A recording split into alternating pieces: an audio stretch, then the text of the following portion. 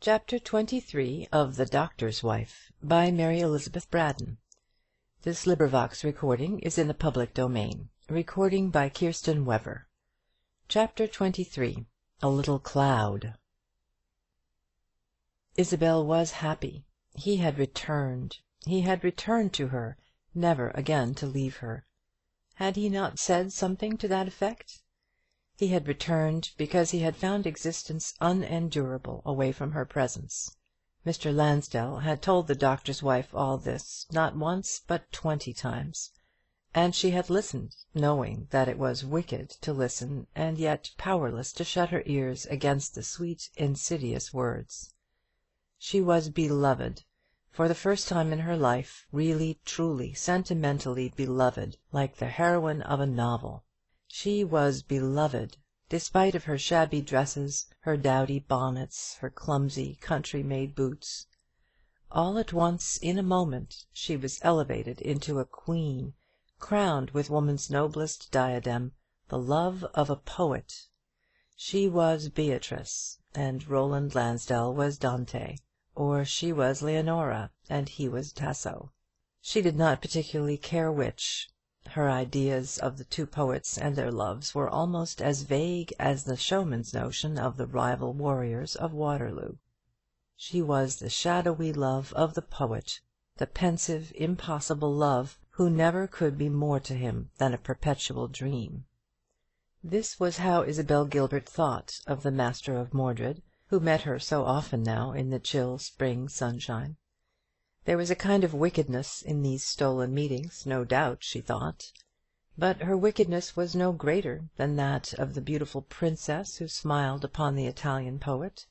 In that serene region of romance, that mystic fairyland in which Isabel's fancies dwelt, sin, as the world comprehends it, had no place. There was no such loathsome image in that fair kingdom of fountains and flowers. It was very wrong to meet Mr. Lansdell, but I doubt if the happiness of those meetings would have had quite such an exquisite flavour to Isabel had that faint soupçon of wickedness been wanting. Did Mrs. Gilbert ever think that the road which seemed so pleasant, the blossoming pathway along which she wandered hand in hand with Roland Lansdell, was all downhill, and that there was a black and hideous goal hidden below in the farthermost valley? No, she was enraptured and intoxicated by her present happiness, blinded by the glory of her lover's face. It had been very difficult for her to realize the splendid fact of his love and devotion, but, once believing, she was ready to believe for ever. She remembered a sweet sentimental legend of the Rhineland, the story of a knight who, going away to the wars, was reported as dead, whereon his lady-love, despairing, entered a convent, and consecrated the sad remainder of her days to heaven.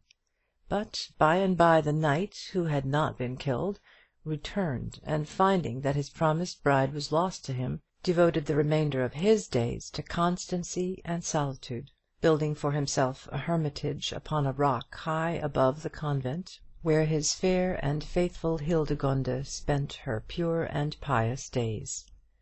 And every morning, with the earliest flush of light in the low eastern sky, and all day long, and when the evening star rose pale and silvery beneath the purpling heavens, the hermit of love sat at the door of his cell, gazing upon the humble casement behind which it pleased him to fancy his pure mistress kneeling before her crucifix, sometimes mingling his name with her prayers. And was not the name of the knight Roland his name? It was such a love as this which Isabel imagined she had won for herself. It is such a love as this which is the dearest desire of womankind, a beautiful, useless, romantic devotion, a wasted life of fond, regretful worship. Poor, weak, sentimental Mary of Scotland accepts Chastelar's poetic homage, and is pleased to think that the poet's heart is breaking because of her grace and loveliness, and would like it to go on breaking for ever. But the love-sick poet grows weary of that distant worship, and would scale the royal heavens to look nearer at the brightness of his star, whence come confusions and troubles, and the amputation of that foolish, half-demented head. So there was no thought of peril to herself or to others in Mrs. Gilbert's mind when she stood on the bridge above the mill stream, talking with Roland Lansdell. She had a vague idea that she was not exactly doing her duty to her husband, but poor George's image only receded farther and farther from her. Did she not still obey his behests, and sit opposite to him at the little dinner table, and pour out his tea at breakfast, and assist him to put on his overcoat in the passage before he went out? Could she do more for him than that? No. He had himself rejected all further attention. She had tried to brush his hat once in a sudden gush of dutiful feeling, but she had brushed the nap the wrong way, and had incurred her husband's displeasure. She had tried to read poetry to him, and he had yawned during her lecture.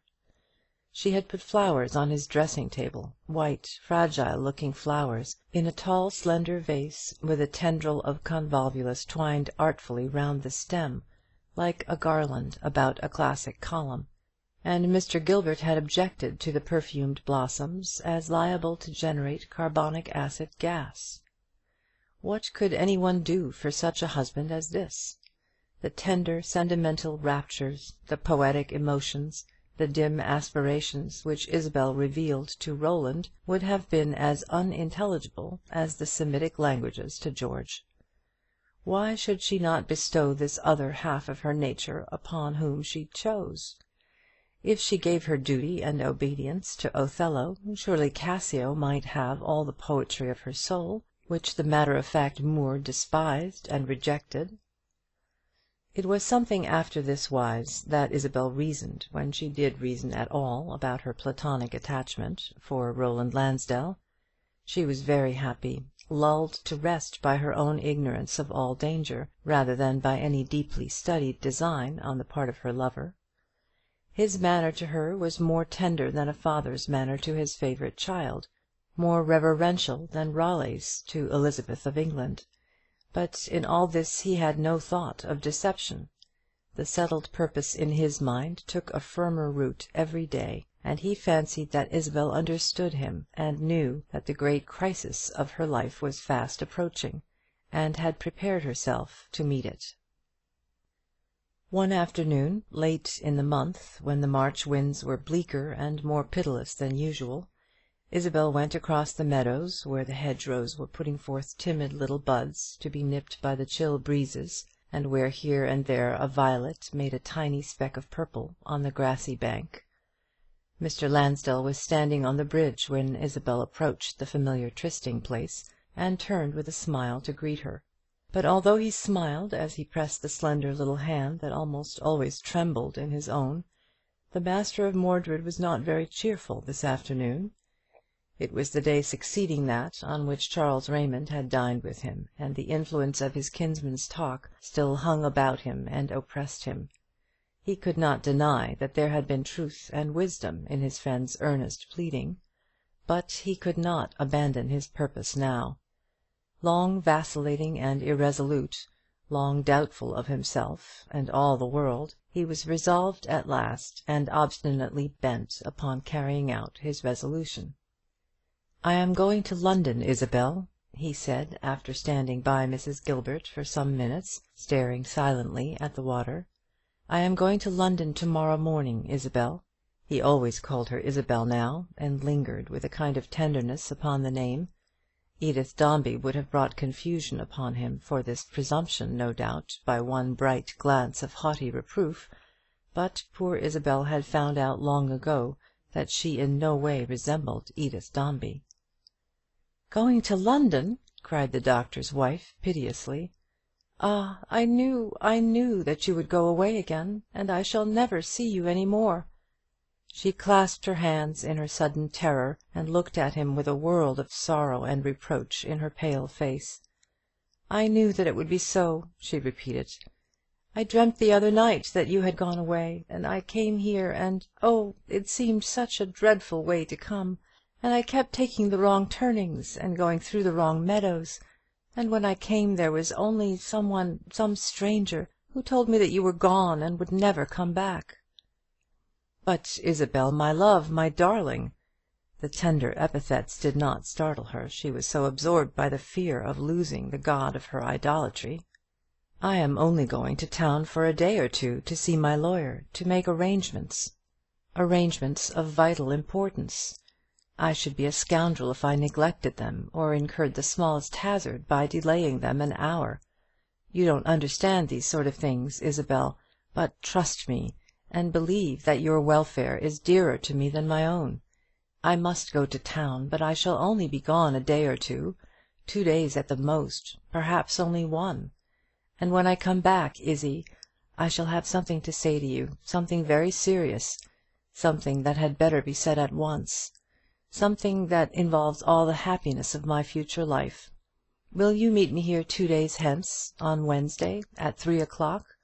You will, won't you, Isabel? I know I do wrong in exposing you to the degradation of these stolen meetings.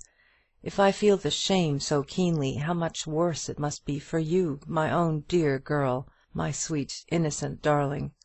But this shall be the last time, Isabel, the last time I will ask you to incur any humiliation for me.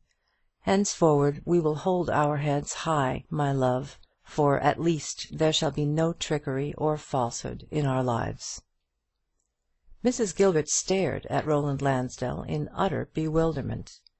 He had spoken of shame and degradation, and had spoken in the tone of a man who had suffered, and still suffered, very bitterly. This was all Isabel could gather from her lover's speech, and she opened her eyes in blank amazement as she attended to him.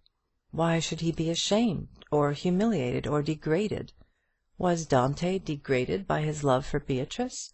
Was Waller degraded by his devotion for Saccharissa, for ever evidenced by so many charming versicles, and never dropping down from the rosy cloudland of poetry into the matter-of-fact regions of prose? Degraded? Ashamed? Her face grew crimson all in a moment as these cruel words stung her poor sentimental heart. She wanted to run away all at once, and never see Mr. Lansdell again.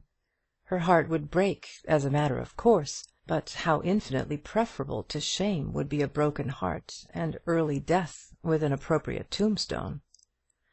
The tears rolled down her flushed cheek as she turned away her face from Roland. She was almost stifled by mingled grief and indignation. I did not think you were ashamed to meet me here sometimes," she sobbed out. "You asked me to come. I did not think that you were humiliated by talking to me.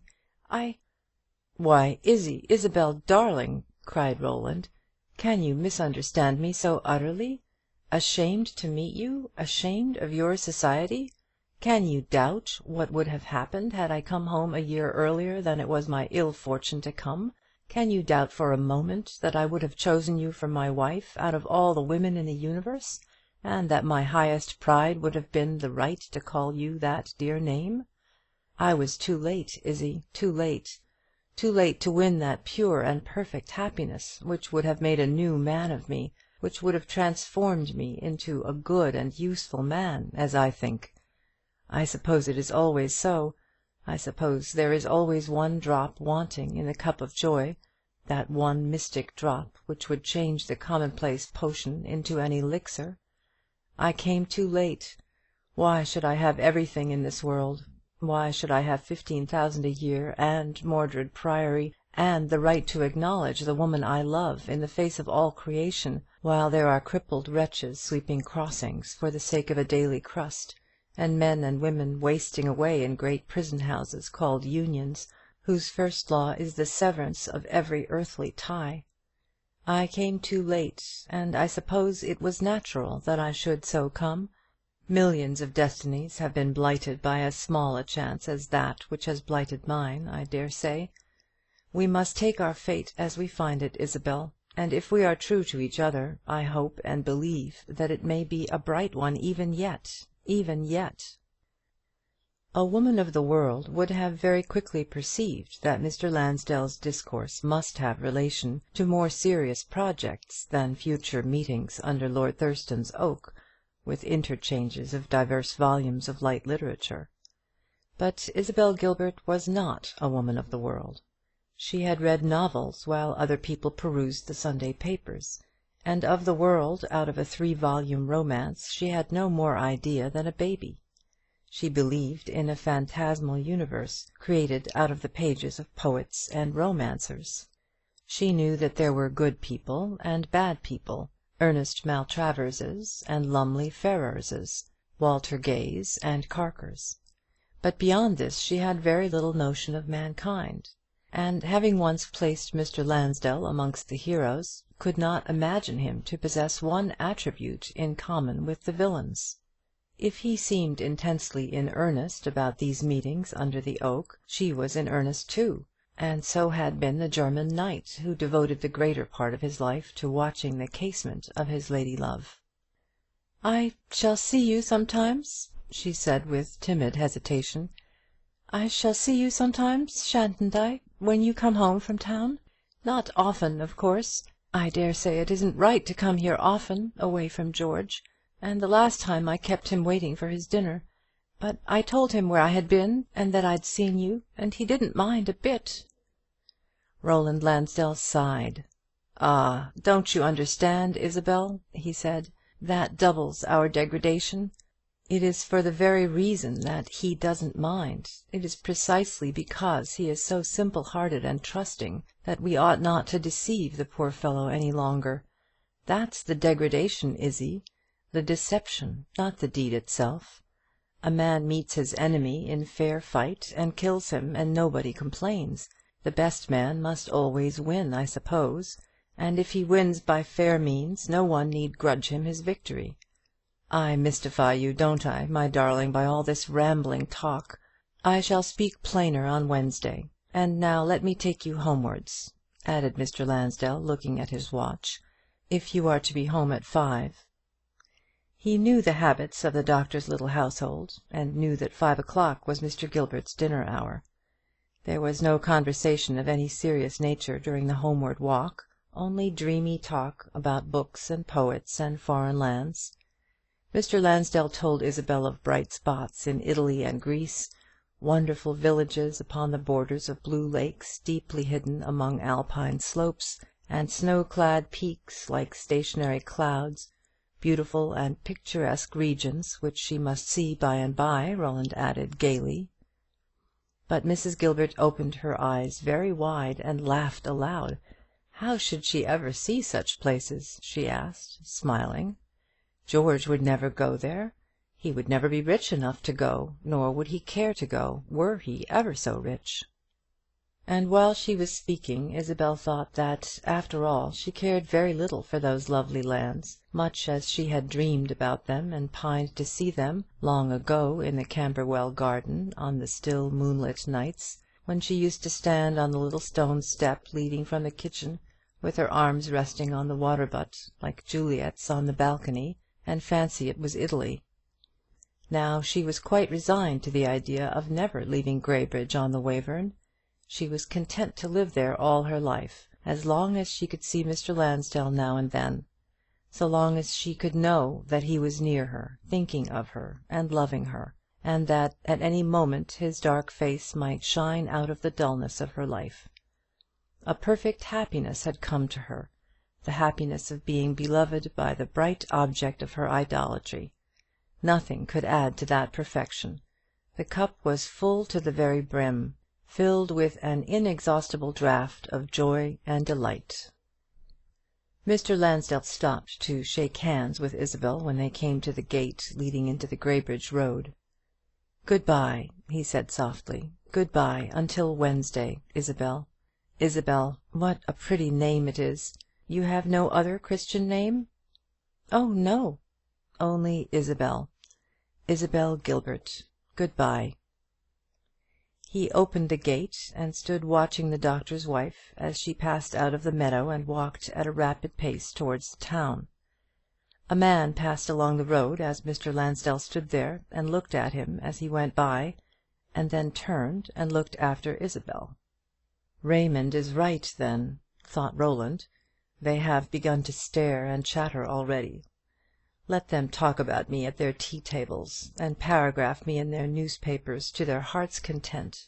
My soul is as much above them as the eagle soaring sunward is above the sheep that stare up at him from the valleys. I have set my foot upon the fiery ploughshare, but my darling shall be carried across it scatheless in the strong arms of her lover." Mrs. Gilbert went home to her husband, and sat opposite to him at dinner as usual; but Roland's words, dimly as she had comprehended their meaning, had in some manner influenced her, for she blushed when George asked her where she had been that cold afternoon.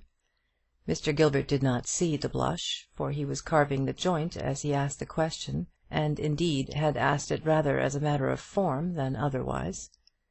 This time Mrs. Gilbert did not tell her husband that she had met Roland Lansdell. The words shame and degradation were ringing in her ears all dinner time.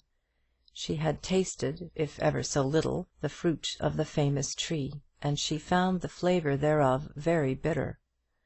It must be wrong to meet Roland under Lord Thurston's oak, since he said it was so, and the meeting on Wednesday was to be the last. And yet their fate was to be a happy one. Had he not said so in eloquent, mysterious words, whose full meaning poor Isabel was quite unable to fathom? She brooded over what Mr. Lansdell said all that evening, and a dim sense of impending trouble crept into her mind. He was going away for ever, perhaps, and had only told her otherwise in order to lull her to rest with vain hopes, and thus spare himself the trouble of her lamentations. Or he was going to London to arrange for a speedy marriage with Lady Gwendoline. Poor Isabel could not shake off her jealous fears of that brilliant high-bred rival whom Mr. Lansdell had once loved. Yes, he had once loved Lady Gwendoline. Mr. Raymond had taken an opportunity of telling Isabel all about the young man's early engagement to his cousin, and he had added a hope that, after all, a marriage between the two might yet be brought about. And had not the housekeeper at Mordred said very much the same thing? "He will marry Lady Gwendoline," Isabel thought, in a sudden access of despair, "and that is what he is going to tell me on Wednesday. He was different to-day from what he has been since he came back to Mordred. And yet what?" Isabel tried in vain to fathom the meaning of all Roland Lansdell's wild talk, now earnestly grave, now suddenly reckless, one moment full of hope, and in the next tinctured with despair.